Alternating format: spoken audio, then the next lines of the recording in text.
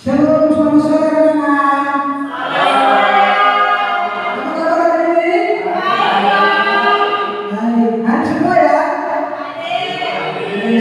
Bagus. Yuk sebelum kita mulai pembelajaran kita pada hari ini, siapa yang mau pimpin kita doa Tuhan? Oke, mari hati kita doa Tuhan kita pembelajaran.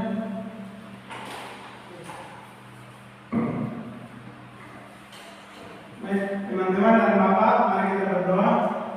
Tuhan Yesus, bersyukur kami mau belajar dan berkati dalam nama Yesus. Amin. Silakan dulu Batinus. Terima kasih David. Oke, sama-sama. Ya sebelum kita mulai pembelajaran kita hari ini, saya mengajak untuk kita semua mari kita buka Alkitab dan terlebih dalam Keluaran pasal 20. Keluaran pasal 20 ayat 1 sampai 17. Silakan kalian yang amati dulu Keluaran pasal 20 ayat 1 sampai 17.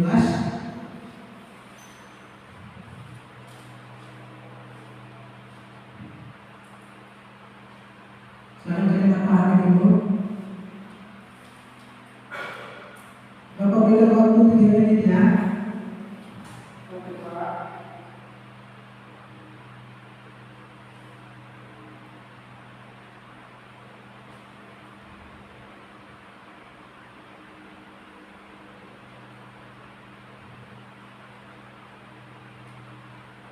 Oke, waktunya sudah selesai ya.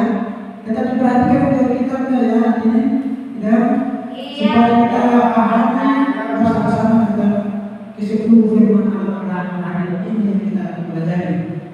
Jadi tema kita itu ke-10 firman Allah. Next.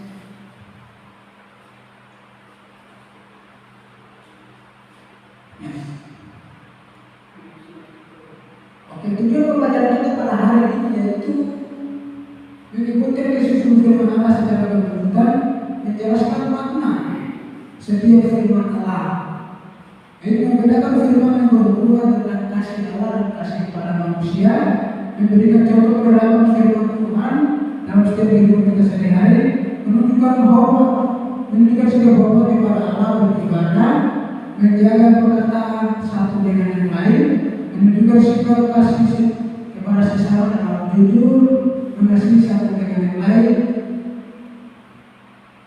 membuat karya kreatif berupa poster, ada dalam sikap tentang penerapan firman Allah, dan kedelapan merefleksikan apa yang kita pahami pada hari ini dan melalui firman Allah. Next. Nah, materi kita pada hari ini yaitu pendahuluannya, yaitu gimana Musa diberikan perintah kepada Tuhan ketika dia menerima ke-10 firman Tuhan itu di gunung mana siapa tahu? Sinai. Di situ Tuhan memberikan ke-10 firman Tuhan Allah kepada Musa dengan membentuk 2 batu. Itu 2 batu itu 4 firman. Firman yang pertama sampai yang keempat itu mengarah kepada Tuhan. Dari firman yang kelima sampai yang ke-10 itu mengarah kepada manusia. Guys. Nah, hukum yang pertama saya minta untuk hadir untuk membacanya. Ayat yang ketiga. Ayat yang ketiga, jangan ada padamu Allah lain di hadapanku. Oke, jangan ada Allah lain di hadapanku.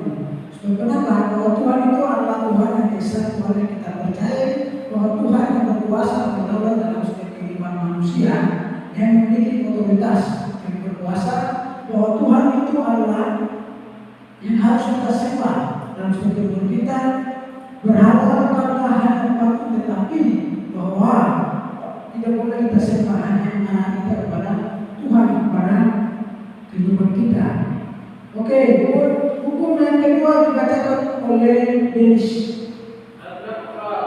Ayat yang keempat ya. Jangan membuat bagimu patung yang menyerupai apapun yang ada di langit di atas, atau yang ada di bumi di bawah, atau yang ada di dalam air di bawah bumi. Oke, terima kasih Den. Nah, Tuhan tidak boleh menggantikan benda atau hal lain apapun dalam kehidupan manusia. Apalagi kita disuruh menyembah kepada Tuhan besar. Itu biasanya dalam kehidupan manusia pada hari ini, pada saat-saatnya kita pergi ke kota besar, atau kita melihat ada orang yang berkuasa yang mempunyai kehebatan, atau seperti itu, maka kita disitu akan pergi meminta pertolongan. Sebab itu tidak boleh bahwa berkuasa hidup kita adalah Tuhan. Nah, berita yang ketiga akan dibacakan oleh Tatius. Kita fokus pada Alkitabnya ya. Ayat yang ke-7.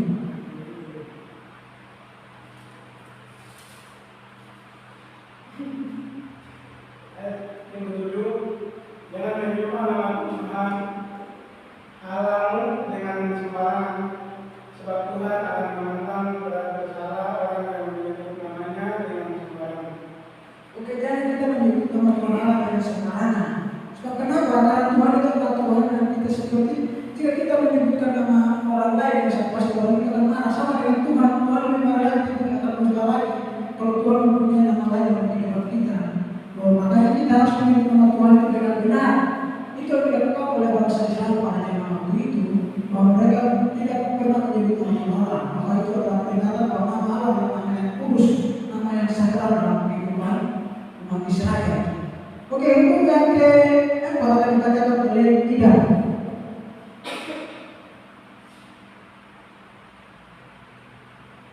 Ayat ke-8 ya Pak. Ingatlah dan kuduskanlah hari Sabat. Ingatlah dan kuduskanlah pada hari Sabat. Kalau pada zaman waktu itu bangsa Israel, kalau hari kudus atau hari Sabat itu disebut pada hari Sabtu. Tetapi berbeda pada zaman sekarang waktu kita disebut pada hari Minggu. Kenapa bangsa Israel waktu itu pergi pada persekutuan atau bersuci pada hari Sabtu?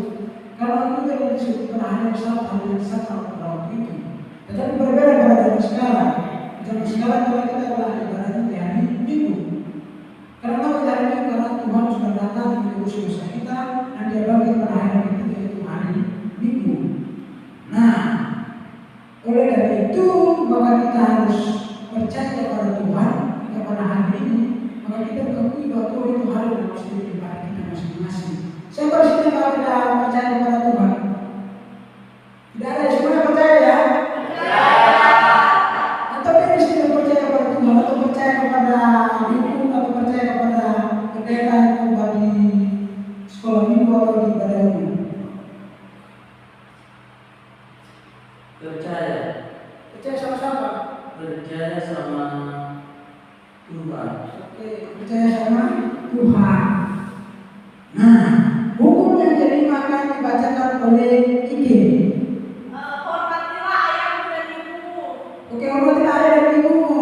Di sini siapa yang menghormati ayah dan ibu di rumah? Kamu tidak menghormati ayah dan ibu di rumah? Kamu menghormati ayah dan ibu di rumah? Saya taat kepada orang tua di rumah. Ini namanya anak-anak dan pikirnya tidak menghormati orang tuanya. Kalau tidak, pasti tidak tidak menghormati ayahnya. Oke, adik sekali harus menjadi anak yang rajin ya.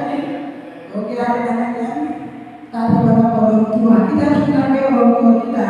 Apapun yang dikatakan, jangan kita orang tua kita ngomong masuk ke nanti masuk C, jangan jadi. Bahwa Tuhan itu sangat mengasihi setiap anak. Orang tua kita selalu kita sebagai pahala yang kedua dalam hukum ini. Kita harus mempercayai. Oke, hukum yang ke-6. Hukum yang ke-6 yaitu jangan membunuh. Kita perhatikan Alkitabnya ya, supaya kita fokus.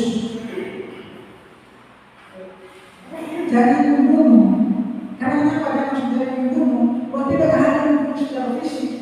Kita memfitnah orang, kita menggosip orang, itu namanya kita membunuh perasaan seseorang itu. Yang kita gosip. Ibu sering body shaming Pak. Dan begitu ya, jadi Ingat ibu Pak. tipu. Iya. Ya itu sebenarnya seperti gosip kalian bergosip. Tidak boleh itu ya. Sebagai anak Tuhan harus saling mengasihi, saling menguatkan. Itulah kita tujuan pembelajaran kita hari ini. Jangan kita harus menghakimi satu dengan yang lain. Kita saling memahami, saling menghargai satu dengan lain. Kalau siswa bukan karena senjata, tapi karena ucapan orang. Nah itu ucapan tadi, maka seseorang itu tersakiti, maka orang itu akan gangguan mental. Bukan saja kita dipukul secara fisiknya, tetapi mental juga itu tidak boleh. Saya mau tanya Pak. Nah, Berarti kalau kita menghina orang itu berarti membunuh ya Pak? kalau menghina orang itu bukan terjurus kita menghina orang itu akan namanya seperti kita membunuh perasaannya. Kalau menghina orang itu bukan secara fisiknya ya. Kalau kita ambil pisau kita tikam dia dan membunuhkan. Kita menghina orang itu kita mencaci maki itu kita membunuh secara fisiknya atau mentalnya. Hukum yang ke-7 yaitu jangan berzina. Apakah kalian tahu apa yang berzina? Tidak tahu. Apa ini? Berzina itu Pak melakukan hubungan suami istri di luar pernikahan. Oke, terima kasih. Itu adalah hal yang benar. Masih ada lagi? Tidak tahu. Tidak? Sama yang tadi dikatakan Ike itu melakukan hubungan suami istri di luar pernikahan. Melakukan hubungan seksual di luar pernikahan atau melakukan hal-hal yang tidak berkenan di hadapan Allah.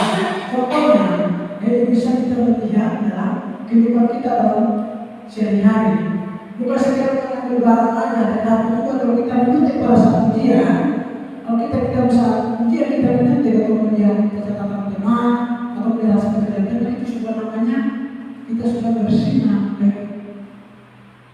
Tapi jangan ya.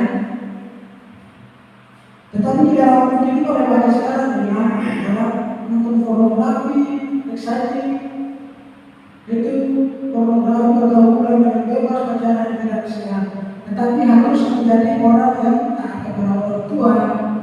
Atau ada sini sudah pacaran?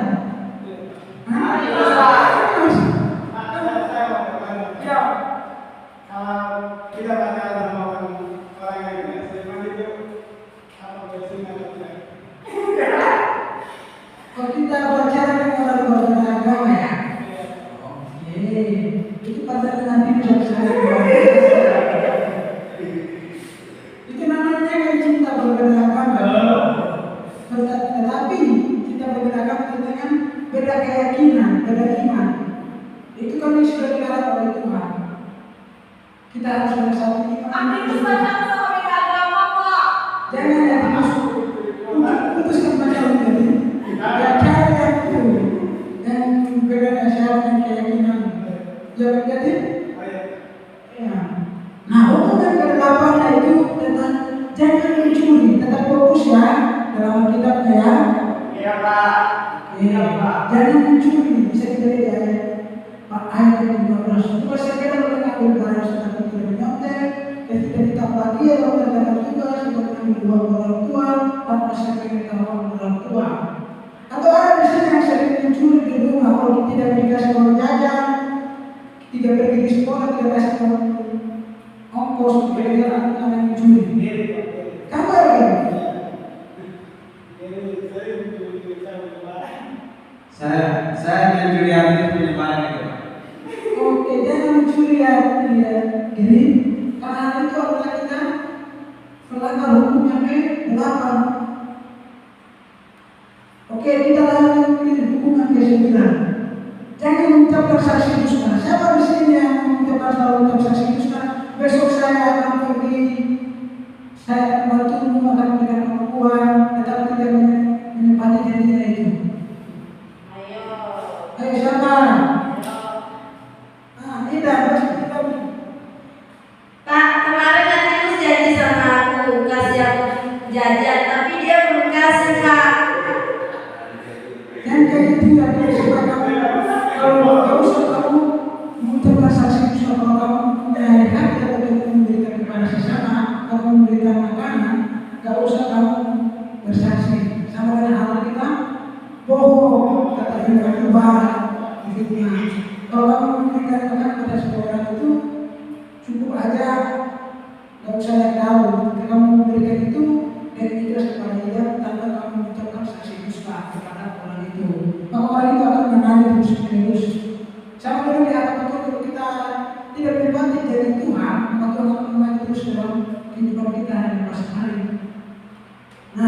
ke-10 itu jangan mengingini istri orang atau mengingini harta orang lain. Dan Tuhan melihat hati yang iri itu tidak puas. Remaja sering iri dengan harga motor, nilai wajar untuk pajak barang atau komoditas. Dalam kehidupan remaja sekarang, yaitu remaja itu sering namanya ingin mengingini segala sesuatu dalam kehidupannya. Contohnya yang mereka ingini, kalau melihat temannya itu mempunyai HP baru, iPhone apalagi misalnya, yaitu HP termahal, pasti orang itu akan mengingini. Saya harus membeli, saya harus mempunyai hal seperti itu. Tetapi itu tidak boleh ya. Oke, next. Nah, dalam ke-10 firman Allah dapat dikategorikan dalam dua bagian. Jadi kita dapat dalam Matius pasal 22 ayat 37 sampai 40. Yaitu kasih keterangan kepada Tuhan dan keterangan kepada manusia. Itu hukum yang telah berbuat itu mulai dari hukum yang pertama sampai hukum yang keempat. Dan hukum yang kelima sampai ke-10 itu terarah kepada manusia. Itu kasihlah sesama manusia seperti diri sendiri. Terus kasih yang ada dalam Tuhan, kasih yang berlalu dengan segenap hati, dengan segenap jiwa, dengan segenap akal budi. Itulah hukum yang dikategorikan dalam pertanyaan baru menjadi dua bagian. Next. Nah, kenapa kita harus menaati firman Tuhan? Oke, siapa yang tahu?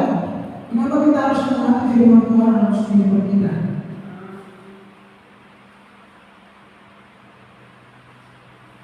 Siapa yang tahu? Apa tadi Pak? Mengapa kita harus menaati firman Tuhan? Supaya kita tidak berbuat dosa. Oke, terima kasih ya kita sebagai berbuat dosa. Oke, apa tulis? Supaya Tuhan terus melindungi Lebih dalam apa ini? dalam kehidupan kita, dalam kesehatan. Terima kasih hati untuk jawabannya, semua jawabannya sudah benar. Supaya Tuhan menjaga kita dan hubungan kita antara satu dengan yang lain, supaya Tuhan menjaga keberadaan kita dan supaya kuatkan kita dalam segala hal. Supaya firman Tuhan ini dalam setiap kehidupan kita, baik secara teratur maupun dalam hubungan antara manusia. Dan ketika kita tidak melakukan firman Tuhan, ketika kita melakukan firman Tuhan adalah hubungan kita dengan Tuhan akan rusak, tidak akan baik lagi. Hidup kita akan penuh dengan dosa, rasa bersalah, ketakutan, dan merusak masa depan, kehilangan kepercayaan, menghancurkan nama baik, luka batin pada diri seseorang akan lebih mendalam lagi. Maka kita perlu harus sebagai anak remaja, sebagai anak yang sudah percaya kepada Tuhan, harus menaati firman Tuhan. Contohnya dalam setiap kehidupan kita pada remaja hari ini, saya minta kesediaan untuk aktivis untuk membacanya. Semuanya. Oke. Tidak mendoakan Tuhan, jujur, menghormati orang tua, tidak memfitnah, bersyukur. Ibadah dan doa lebih penting dari gen, tidak menyontek, tidak manipulasi tugas-tugas, tidak bohong, membantu tanpa disuruh, tidak meninggalkan teman di grup WhatsApp, tidak iri, barang teman tetap bersyukur. Terima kasih Atinus. Nah, ini adalah contoh yang selama sering terjadi dalam kehidupan remaja hari ini sampai hari ini. Yaitu tidak mendoakan Tuhan, tidak boleh mengingini barang orang lain, tidak boleh mencari perhatian, tidak boleh mendoa, kita harus tetap berfokus pada Tuhan. Nah, sekarang kita mempunyai diskusi kelompok. Diskusi kelompoknya saya bagi 2 kelompok aja ya, karena kita cuma 5 orang ya, saya bagi 2 kelompok aja. Yaitu Geri dengan Idam, Atinus, Denis dengan Ike. Terus sekarang geser ke sini, Denis.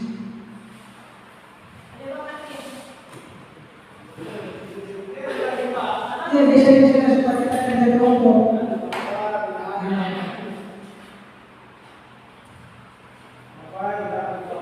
Nah, menurutmu firman mana yang paling sulit dilakukan dalam kehidupan remaja saat ini? Dan kenapa jawabanmu?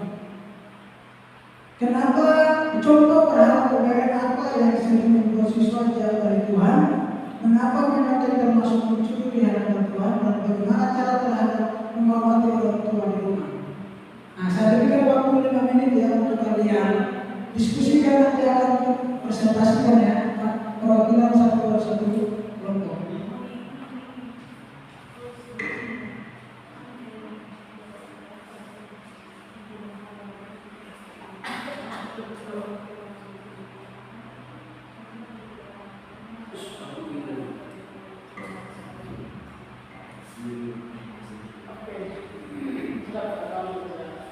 Oke, sudah ya selesai waktunya ya. Oke, saya minta dari perwakilan dari kelompok ini siapa? Oke, siapa yang pertama?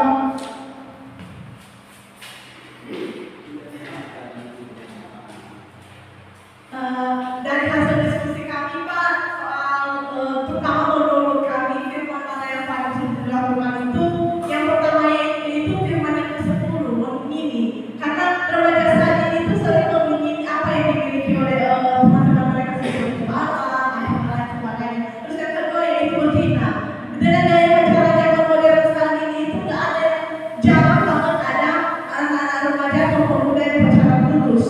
Pasti akan melakukan hal contoh singkat aja ciuman dan sebagainya. Nah, contoh hal modernnya itu HP. Anak-anak zaman sekarang itu lebih memperhalakan HP, mementingkan HP daripada Tuhan. Yang kedua yaitu ketiga, mengapa modern termasuk mencuri di hadapan Tuhan? Karena kita seperti mencuri hal yang memang tidak perlu kita lakukan. Itu adalah hasil dari pikiran Tuhan tetapi kita menolak. Bagaimana cara sederhana menghormati orang tua yaitu dengan membantu mereka. Demikian Bapak.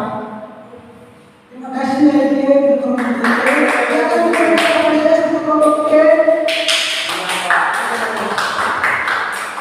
Oke, kelompok bidang siapa yang mau maju?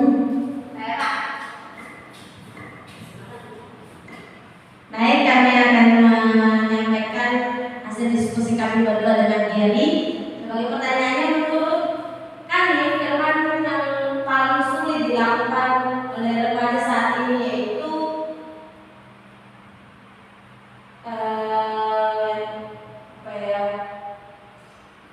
melakukan zina, di mana yang disampaikan oleh kelompok ini tadi pada zaman sekarang itu anak-anak remaja mudah terpengaruh oleh kemajuan zaman di mana mereka mudah terpengaruh dengan hal-hal yang negatif. Yang kedua yaitu contoh berharap dan apa yang sering membuat siswa jauh daripada Tuhan, yaitu games online. Mengapa menyontek termasuk mencuri di hadapan Tuhan? Karena kalau kita menyontek itu kan hasil orang lain. Kalau kita menyontek itu berarti kita sama saja mencuri milik orang lain. Bagaimana cara sederhana menghormati orang tua di rumah? Yaitu menolong mereka, membantu mereka dalam pekerjaan contohnya. Terima kasih. Terima kasih untuk kelompok kita. Kita berikan apresiasi untuk kelompok kita. Terima kasih yang kedua kelompok sudah memperhatikan. Setiap apa yang kalian sampaikan tadi itu memang benar. Nah, kita akan menutupi karya kita pada hari ini. Yaitu keseluruhan firman Allah adalah pedoman hidup Tuhan bagi kebenaran dan memberikan untuk menjadi manusia hidup benar di hadapannya.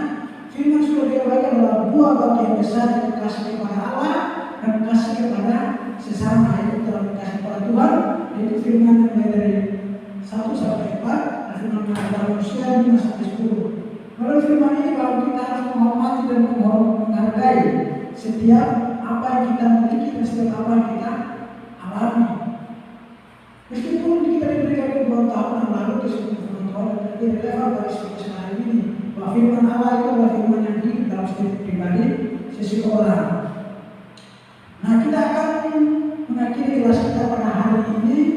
Kali ini saya berdua akan memberikan tugas mandirinya, yaitu tugas mandirinya bahwa kalian harus minggu depan akan menghafal ke-10 firman Tuhan itu, dari firman yang pertama sampai firman yang ke-10 ya. Nanti satu orang balik ke depan untuk Bapak akan menilai. Itu tugas kalian, ingat ya? Ya Pak. Kita akan mengakhiri kelas kita pada hari ini. Siapa yang mau berdoa? Saya Pak. Oke, mari kita di dalam Tuhan.